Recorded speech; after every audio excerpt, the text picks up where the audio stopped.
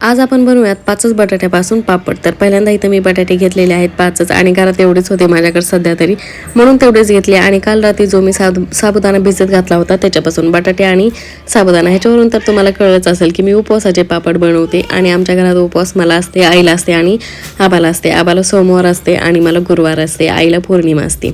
मग त्याच्यासाठी इथं पहिल्यांदा जे बटाटे आहेत ना त्याच्यावरची साल सगळी काढून घेतली, स्वच्छ पाण्याने पहिल्यांदा धुवून घेतली, त्याची साल काढून घेतली. आणि नंतर असा बारीक खिस केला. ह्याचा हा जो खिस आहे ना तो पण मी 2-3 पाण्याने धुवून घेतला, कारण जे बटाटा आहे ना ते काळं पडायला लागते आणि आपले पापड जे आहेत ना ते काळे होऊ नये त्याच्यासाठी आपल्याला 3-4 पाण्याने तरी ह्याला धुवून घ्यायचं आहे. मग ते कुकरमध्ये टाकलं मी, जो किस केलेला आहे ना बटाट्याचा तो कुकरमध्ये टाकला. नंतर त्याच्यामध्ये साबुदाणा टाकला. नंतर जसं आपल्याला लागेल, म्हणजे तुम्हाला केवढं ते पातळ हवं आहे तर त्याच्यावर डिपेंड करते की तुम्हाला त्याच्यामध्ये पाणी किती टाकायचं आहे.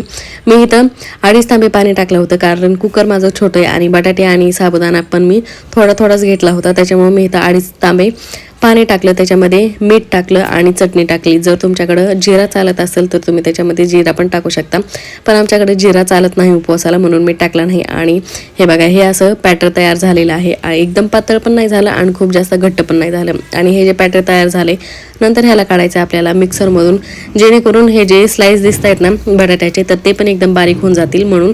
आणि इथं माही उठली होती आणि ती बघा काय म्हणते, मी इथं पापड करायला घेतलेच होतं आणि तिची आता बडबड चालू झाली होती. मग हे तू काय केले म्हणून मला विचारत होती आणि स्वतः पण बघत होती नीट.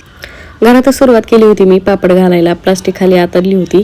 पण घरात काय होतं माहिती आहे का, जास्त ऊन पण येत नाही आणि हवा पण लागत नाही, त्याच्यामुळे म्हणलं की घरामध्ये मी थोडेसेच घातले, म्हणजे 10-12 घातले असतील मी घरामध्ये पापड. आणि बाकीचे जे आहेत ना ते गॅलरीत घालण्याचा विचार करत होते मी.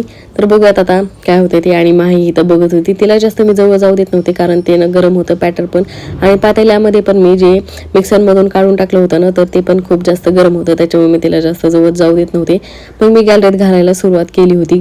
आणि हे पापड आपल्याला 2-3 दिवस उन्हामध्ये वाळवायचे आहे, जेणेकरून एकदम छान प्रकारे ना वाळले जातात. आणि मग तुम्हाला हे वाळल्याच्या नंतर मी दाखवते कसे झालेले आहेत.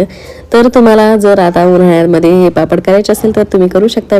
आजच्या व्हिडिओमध्ये एवढंच. व्हिडिओ आवडल्यास लाईक करा, शेअर करा, चॅनलला सबस्क्राईब करा.